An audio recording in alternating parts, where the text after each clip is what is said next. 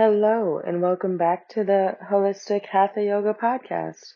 I am Kelsey, and I'm here to guide us through another episode of all things holistic health to help you live your best life, really. To help you live. I feel like I said that questioningly. But truly, that's what we're here for. That's what we're here to do at this podcast is to um, bring about your best health, your most holistic health, your most natural health in a sustainable way that gives you longevity and joy. So, welcome to the show. If this is your first time, special welcome to you. And yes, I am this crazy throughout the whole episode.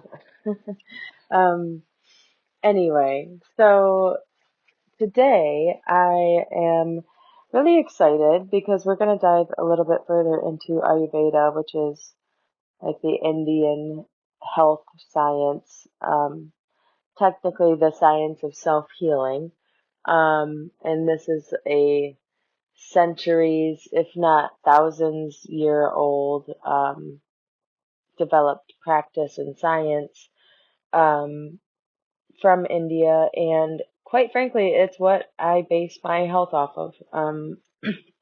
It's how I diagnose myself, it's how I keep myself healthy, it's how I heal myself if I'm having any ailments, and truly, it hasn't steered me wrong, and I've been using the same it's a pretty skinny Ayurveda book, and I've been using this one same book for 13 years, and it's never steered me wrong. So, um, here I am to share some of the trade secrets. And I'll see if I can find it for you and link it in the show notes.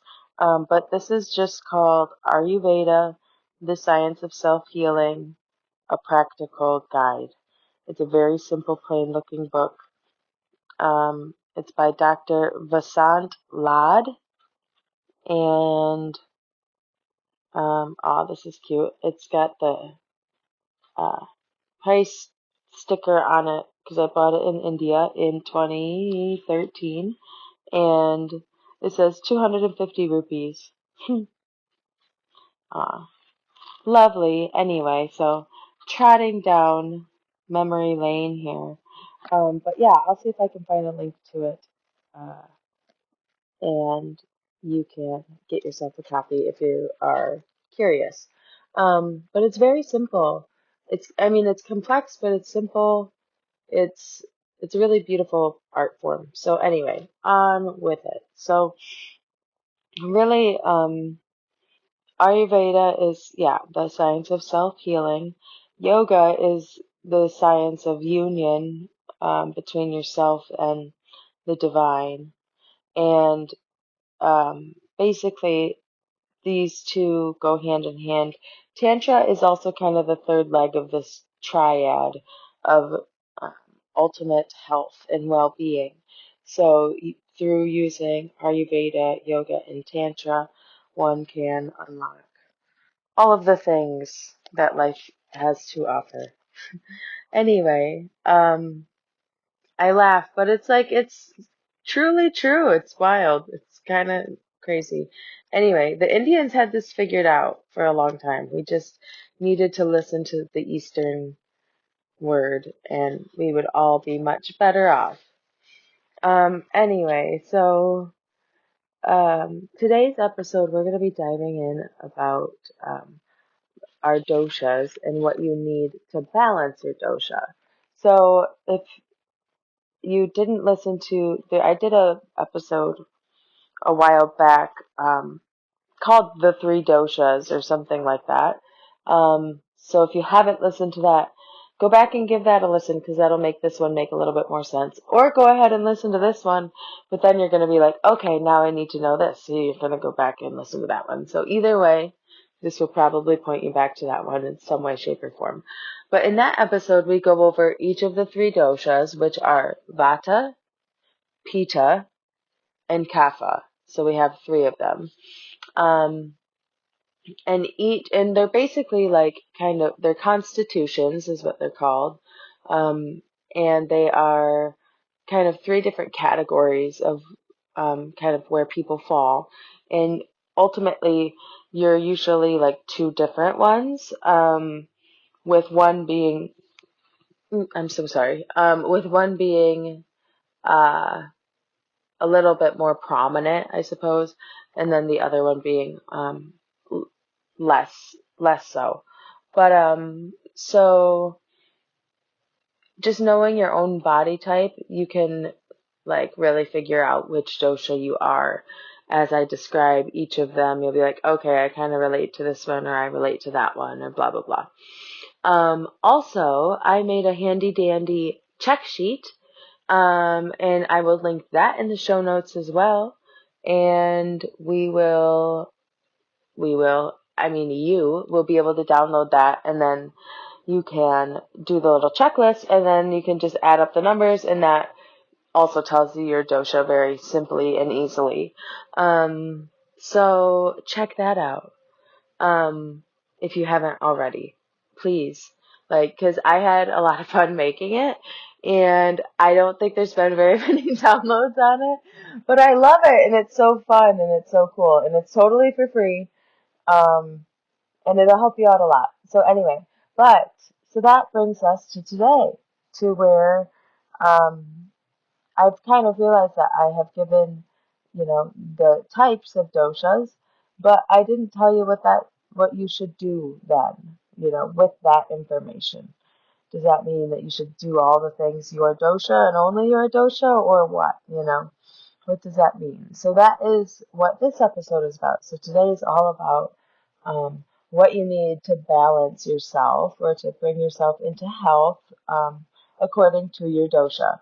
So each dosha constitution will be slightly different, but you'll get the gist here.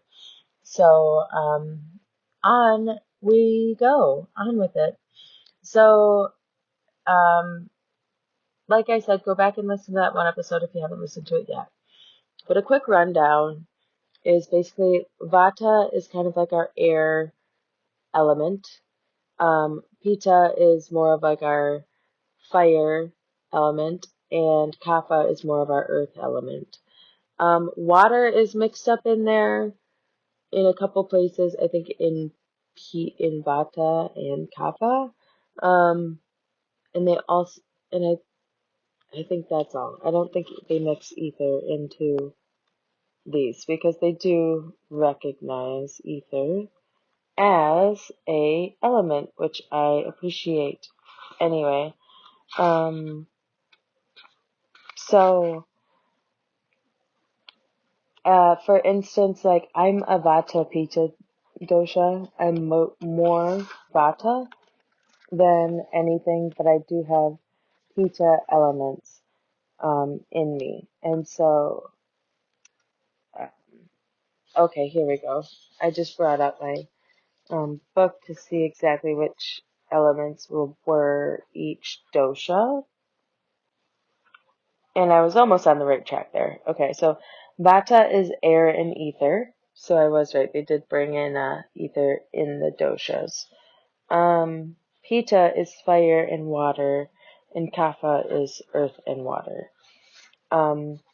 So some attributes of Vata are like dry, light, cold, rough, subtle, mobile, clear, dispersing. Those are all like adjectives. For Pitta, it's oily, penetrating, hot, light, mobile, liquid, sour smell. See, I love all the descriptors, honestly. They're so funny. And like there's way more as we get into each area, but these are just kind of like the general attributes. Um and so for kapha, we have heavy, slow, cold, oily, slimy, dense, soft, static. Slimy, we're talking about like mucus, things like that. Anyway, dense, soft, static. So, like I said, as I kind of read through those, you probably like relate from one to the other, like, oh, my skin's super dry, or my hair's really dry, or no, my hair's really oily, or like whatever it is, But it's very helpful because it recognizes that each human is different versus the Western thought. It's like, are you male or female? And that's pretty much all we're looking at. It's like the average male is this size and this weight and blah, blah, blah, blah, blah. Or the average female is this size, this weight. It's like, no, no, no. We can't just we can't just put a blanket over the whole human being. Like, there are all sorts of different types of human beings we have going on here, and let's acknowledge that so that we can, focus and to help that specific person and not make such blanketing statements about people. So that's what I love about the doshas, is just being able to kind of get into the nitty gritty of it. So like me as a Vata Pitta person, um, I'm also like constantly cold. I have very rough skin on my hands. It's kind of funny because as a child I burned my hands really badly, and they've just always been very, very dry and like rough. And yeah, I just think that's like a weird, I don't know, happen, like, I don't know, coincidence, I guess. That's what I meant to say. I was gonna say happenstance, but that's the total opposite of coincidence. Anyway, so as a Vata Pitta, I need Kapha to be balanced. So it's actually not, yeah, I'm glad I'm doing this episode because it's not like I need to do more Vata and Pitta things. Like it's the absolute opposite of that. It's that I need to incorporate more Kapha into my life because naturally I tend to be into the air and the fire and such of life. And these tendencies can lead to anxiety, overthinking, nervousness, um, not getting anything done because you're overthinking everything, so you're not actually planning or doing anything. You know, any of all of the, any and all of those things have to do with being, in your head, aka in the air element, in ether, in space, and nothing to do with being grounded within your body in the present moment, which is where all of our power lies. So for a Vata person or a Vata Pitta person like myself, I need Kapha, I need grounding energy to bring me into the present moment, to bring me into my body, to bring me into my power, to let me then make my moves forward in life, I guess. And so for me, that's obviously where I fell in love with the art of yoga, because I was always a fairly athletic person. I was always an avid runner, aka Vata Pitta, air, fire, um, just that chase, the adrenaline type thing, the always on the go, on the move. That was like my favorite form of exercise. I would do some strength training, but it was like I was there for the long run. Literally, literally the long run. And so, once I found yoga when I was like 18, like truly, like with a teacher and stuff. I mean, I'd found it before that. I knew of it. I'd done some DVDs of it that I'd bought from Walmart for probably $5.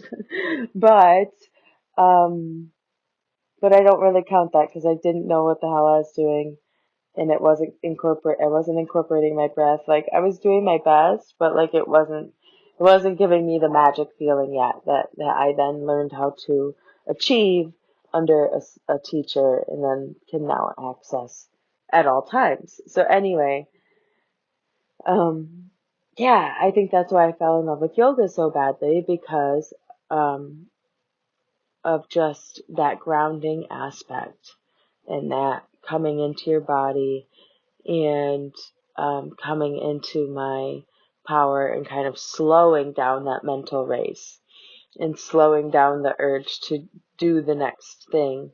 And just kind of slow down, I guess. So as a Vata Pitta, I need some more kapha, such as grounding it within the body. This can also be eating kapha or grounding foods. So just like heavier foods, wetter foods, things like stews or casseroles, things that have like water and quite frankly water and earth in them, um, like potatoes and carrots, root vegetables, beans, things of that nature that have that kind of heavy denseness to it. Like those are the foods that would be good for me as well, to help balance that Vata Pitta. And then also just like the general energy and vibe of Kapha is something that I need to like work on and practice. Like, I don't mean work on it like I need to like do hard work on it. I mean like in order for me to do Kapha like things, I really have to carve out the time and focus on it. Such as like a Kaphic thing would be, I don't think you can even say Kaphic, but something that would be a Kapha action would be just like rest, laying on the couch, watching a show or reading a book. Not laying on the couch doing work with my laptop and a billion other things and ordering this and checking on that and planning this vacation and dreaming up this thing and not that, because that's not really rest. That's what I count as rest sometimes, but that's not actually rest. It's not actually letting the mind slow down. Another thing, I think I mentioned this the last podcast episode, but I've picked up knitting. Again, that's a very like kapha-like action where you have to sit and just sit in order to accomplish it. But it's nice because it gives me something to do, but it's something simple to do, like just tying knots. So, um, So yeah, as like a Vata Pitta, if you do the checklist or listen to the other podcasts or just kind of are going by the seat of your pants and diagnosing yourself with the very little information I've shared so far, um, yeah, do some kapha things, bring in some kapha energy. Um, on the other hand, if you are more of like a Pitta kapha person, so you're more on that like fiery, um, mobile, on the move, kind of think of like that, like digestive fire is kind of like the place of our body that rules, that Pitta rules, is like the stomach and our digestion, metabolism. Um, and then, yeah, Kapha is like that, um, heavier or denser energy, a little bit softer. So with a Pitta Kapha, you would need more Vata or that air ether element to balance yourself, or that you need to kind of focus on to bring into your life to balance your own energy.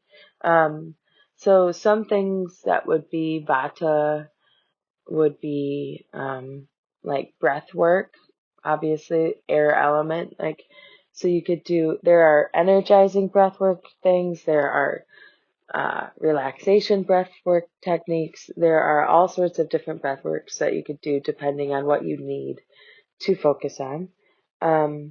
Doing meditation, which is a very like mental game, um, that would be a very good one for you to focus on, giving yourself that time and space to just sit in meditation. Um, and then also just like walking for exercise is a great Vata thing to do. If you need some more Vata in your life, just walk and breathe. If you like to run, go ahead and run. Pitta people typically do like running. But Vata, you don't really need to run. You could literally just walk. and focus on breathing as you walked, and that would be really, really energizing for you. Um, Again, you can also eat vata type things. Vata foods are very light um, and airy. Think like dried fruits and nuts and crackers, like just kind of like light things. Um, and yeah, that kind of is like a pretty good idea of what you would need to bring in if you had those constitutions. And then if you were more of along like the lines of like kapha vata, so that would be like earth element and air. Um, you would need a little bit of fire or a little bit of pitta to be balanced. So this would be stuff that is very like high energy. Um, Doing like the breath of fire is a great like high energy um, pitta exercise that gets your digestive fire moving and gets your energy going throughout your body. It gets your prana flowing. Um, so that would be a great one to do. Uh, Drinking pitta like um, things to like help push your digestion, like lemon and ginger teas, and kombucha can be a good one. Um, Anything that's like very active within your digestion and helps move things along and really kickstarts your digestive fire is a great thing. And then movement again is always awesome for bringing in pitta, but instead of like running, which I guess you could technically do, I would more so recommend like weight training or like strengthening, weight strengthening even, using like resistance bands maybe, or just your own body weight, but like doing things that are challenging your muscles in ways that you don't typically do. Um, would be a very great thing to kind of bring in that fire element if you're more along that kapha vata constitution. Um, so you can be a combination of any of those three. Um, but the idea is that you're just, it's not that you're, I was gonna say, it's not that you're stuck there forever, but most people are. Sometimes you can make a shift and like it's one of your doshas that like shifts over, but like that's really dramatic. So it's typically more of just trying to find that balance, and trying to bring in that third dosha that you don't technically or that you don't typically lean upon or bring in yourself. So you kind of make note and for your own health do your best to balance yourself in that third dosha. Um, so yeah, as you can see, it's very helpful to know your dosha constitution because then you know what to do with that. Versus like I said with Western medicine, it's like, oh, just go read this and it says your body should be at this or that and this should be at this level and this and that the other, and it's like, wait. You don't even know who this person is before you're starting to spit out all these numbers. Get real. So anyway, um, yeah.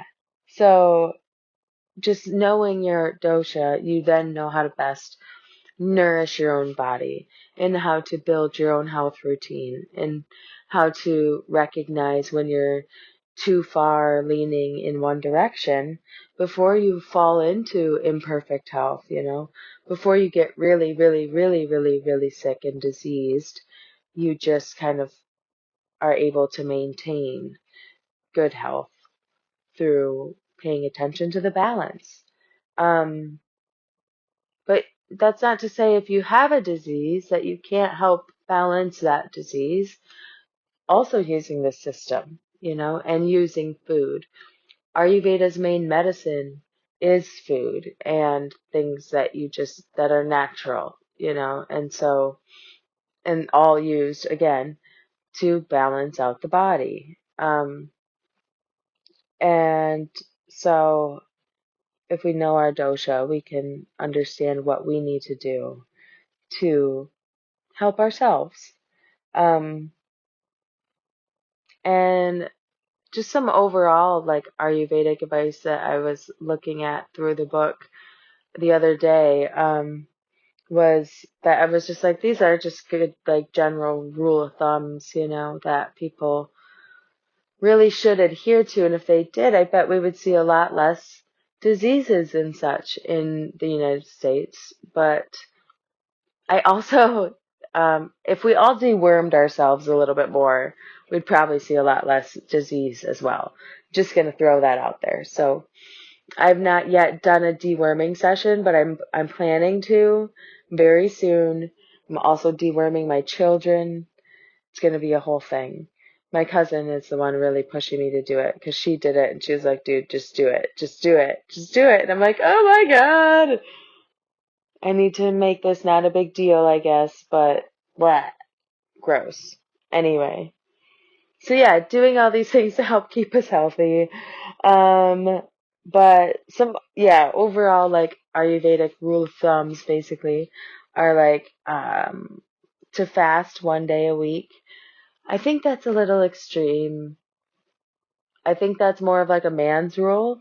I don't think that really adheres to women because our menstrual cycles are so like our hormones go on a 28-day journey, and a man's hormones go on a 24-hour journey, So like every day, all 7 days of the week are the same to them, of every month, of everything, which is why they're a man, and their energy is just action and constant and A to B and B to C and just do the thing and it'll all be fine, and that's why men are kind of the way that they are. And I'm not blanketing that they're all that way, but I am saying that there's a natural masculine tendency for that.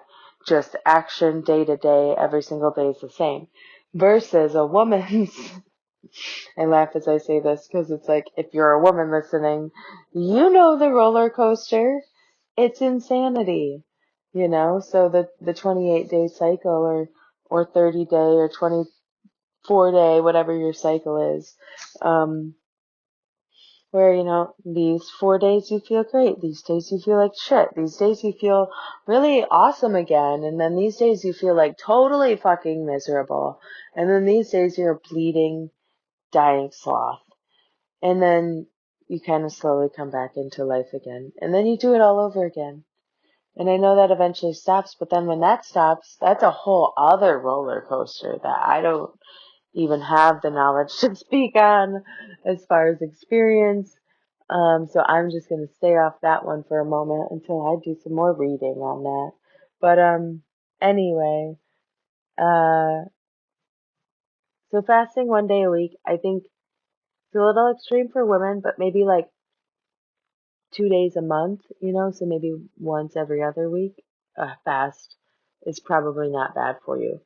And or deworm yourself every 6 months. So that helps get rid of shit too. Um, wake before sunrise was another tip that I'd found in the book. And I do not, I mean, I do actually, I was going to say, I do not adhere to that one. I do adhere to that one, but I don't like to adhere to that one. I like to wake up with the sun. Not really like, the sun doesn't have to be up, up, up, but like, I like it to be starting to get light out. When it's still dark outside, I'm like, meh, I should still be in my bed. But a lot of times, I mean, I still have to get up when it's dark out, especially in the winter and blah, blah, blah. But I can see where it's probably good for you to be awake for a little while before the sun actually does come up and we start our official day. And then the other one was going to sleep before or by 10 p.m. which I am not doing right now, totally breaking this rule. But I do try to adhere to that most days. Um, and, most times I think I just fall asleep putting my kids to sleep. Um, and then I wake up and move to my own bed by 10 p.m. But, yes, I do think it's important to get to sleep uh, early enough so that, yeah, you can have a good sleep cycle.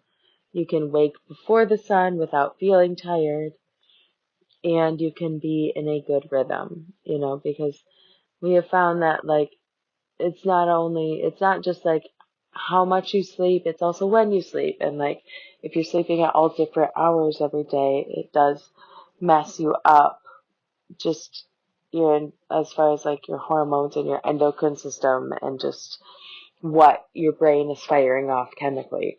So if you do like have the ability to have a regular sleep schedule and go to sleep at the same time and wake up at generally the same time, plus or minus an hour, 7 days a week, like that's what's best for your circadian rhythm, for your clock, for your body. So, and I know a lot of people don't adhere to that, and that's totally fine. But, to have a night a week or so that you stay up later, to have some time for yourself. Maybe I'm talking about myself. Maybe I'm not, but I'm totally am.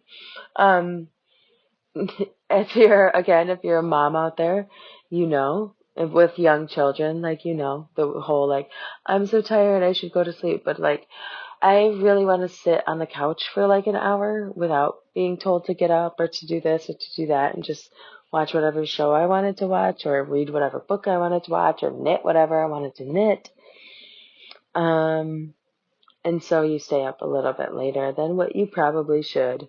But it is what it is. It's a chapter, it's a phase. So yes, sleep by 10 o'clock. Um, this is common knowledge in India, and, um, and it's just, I'll just say it, but it's that worry weakens the heart. And this is so fucking true. I mean, if you've ever been worried about anything, like, it like makes your heart feel a certain way. It's called anxiety, but like, and it puts so much cortisol going through your veins, through your body, which is also very, like, not good for your heart at all. And so if you're somebody who walks around like constantly worrying or worrying about things 3 to 4 days a week, like, get fucking real. You gotta do something to be able to help yourself. And I'm really sorry if it's your job or like something like super serious. Like if you're like an ER nurse, you probably do get worried a lot at your job, like, cause there's scary things happening and you can't stop that from happening. And so for that, I am truly terribly sorry. And you're doing God's work, truly. You're doing an angel's work by being a nurse like that. But, so yeah, bless you in your peace, or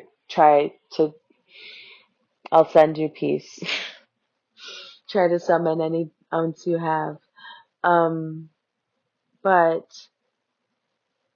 but yeah, so anyway, it's common knowledge basically in Ayurvedic medicine, in Indian culture, that worry does weaken the heart and that it's not good for you. Like, there's nothing good that comes from it. It's not good, and it's quite frankly, it's foolish. Like, so like, why? Why would you worry? Because it's not good for your mental health. It's not good for your body. It's not good for your heart. It's not good for anybody around you. It's not good for your energy. It's not good for the circumstances. It's not good. Even like worrying about the circumstances that you're worried about is not good for the circumstances at hand.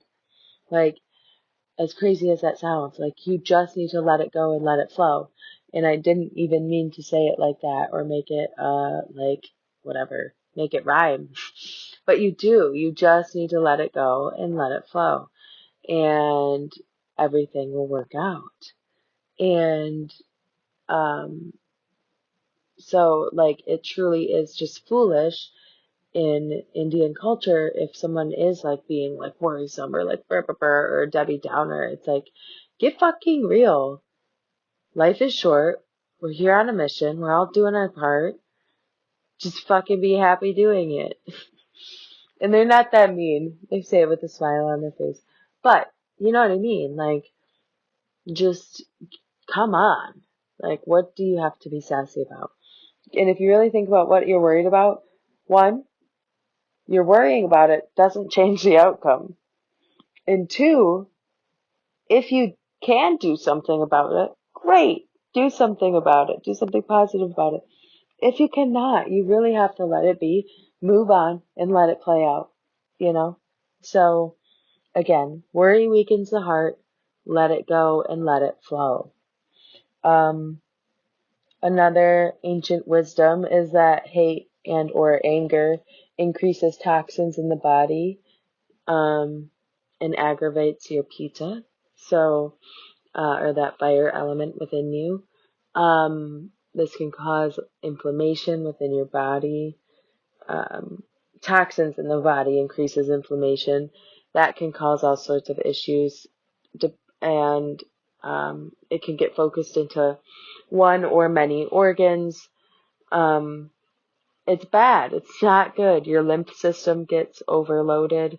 This is when you then start to see the degeneration of other systems in the body, when the lymph system can't properly detoxify and take the rest of what our liver and kidneys couldn't filter out.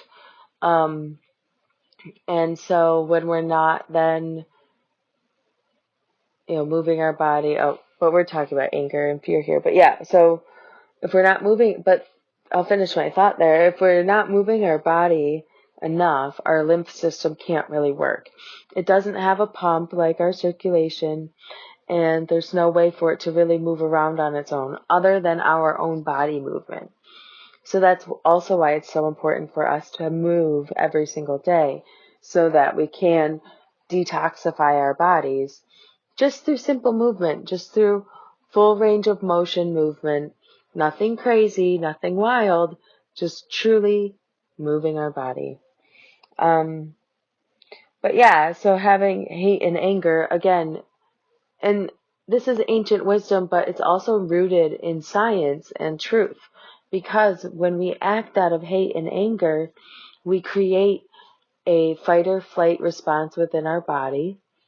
That creates cortisol in our system, in our blood, and that creates inflammation. And that, again, like I was just saying, creates disease in various parts of the body. And so if you're constantly feeding off of anger or hate, you're constantly creating this flow of cortisol that is going to harm you physically. So again, it is not smart to partake in those emotions or to relish in them. And I'm not saying that anger doesn't happen. Anger is a great thing. It's there to protect us, But you know what I'm talking about. You've been there, or you've seen the person who just constantly relishes in anger, or is constantly like just mad about something. It's always something, And 90% of the time it's not something they should even be mad about, But anyway, so anger and hate increase toxins in the body, and that is very much true. It creates cortisol, which is essentially a toxin. Fear and nervousness dissipate energy and aggravate vata. So that's another really important fact. And I'll kind of repeat it again because I didn't warn you that I'm spitting out another ancient truth here. But fear and or nervousness dissipate the energy and aggravate vata. And you're like, yeah, no shit, lady. And it's like, no, this is important because, again, if you've ever experienced fear or nervousness, you do understand that you enter this place of overthinking in your mind where you're kind of no longer in your body and your mind is going a million miles a minute and does 18 different scenarios and what ifs and plays it this way and that way. All the while, you're standing or sitting or whatever in the present moment, in the real time, and you are dissipating all of that energy, all of that life force energy, all of that prana, all of that imagination on stuff that is not real, is not happening, probably won't ever happen. And again, you're just kind of sending your energy out to the ether in a non-constructive way, aka dissipating your energy. Why the fuck would we be dissipating our energy? Why would we make the conscious choice to dissipate our energy? This whole situation is about stabilizing our energy and growing our energy and getting to a good point with our energy. So why would we then partake in actions that dissipate it? We wouldn't. So that's the answer. So again, whenever you're finding yourself in that fear or nervousness state, in that overthinking, it's grounding yourself back into your body, realizing what you can and cannot control, and moving on and leaving it as it is and taking it as it is, letting it be is very powerful. So, not letting that aggravate your vata. Because again, if you're already of a vata constitution and then you're like kind of falling into this fear and nervousness thing, like it's going to happen a little bit more commonly with you than it will a kapha person or kapha pita, but again, just beware the dissipating of your energy when you're worrying or nervous or basically making up shit in your own head that is never going to happen and or like it's not going to be as bad as what you're imagining. I promise. I promise. And then the last little ancient tidbit that I'll leave you with today is that possessiveness, greed, and attachment enhance or aggravate your kapha. So those are kind of the negative aspects of kapha. So if you have kapha constitution, especially, you could find yourself finding or falling into the possessive or greed or attachment type emotions. And we just need to understand that when we're having an over attachment or over possessiveness or overly greedy, that we need to release that kapha energy a little bit, enter the vata a little, enter that air, release the ground, and relax. Again, just relaxing in what is, and what will be will come. So take it a breath at a time, my friend, and we will all get through this together. I say that because I feel like it's been like Lord of the Rings lately. It's just been fucking wild out there fighting the darkness. But yeah, we're fighting the good fight. One love, one light. I did not mean to make a rhyme again, but man, I'm just busting them today. Busting them. But I hope you found this episode helpful, and I had so much fun being here with you. Thank you again for tuning in, and yeah, check out the show notes for the fun little checklist, because I'm excited for you. I'm excited for you to figure out your dosha, and then be like, okay. And you're not going to be surprised. You're going to be like, okay, this makes sense. So that'll be great. And then it'll give you kind of a new way to look at your health, hopefully, or a more clear way to look at your health and help you understand yourself, because God knows the fucking Western medicine system is just trying to kill us all. So we got to do something different. Anyway, again, I'll try to find that book and link that in the show notes as well. But yeah. One love, my friends. Namaste. and we will talk soon. Bye.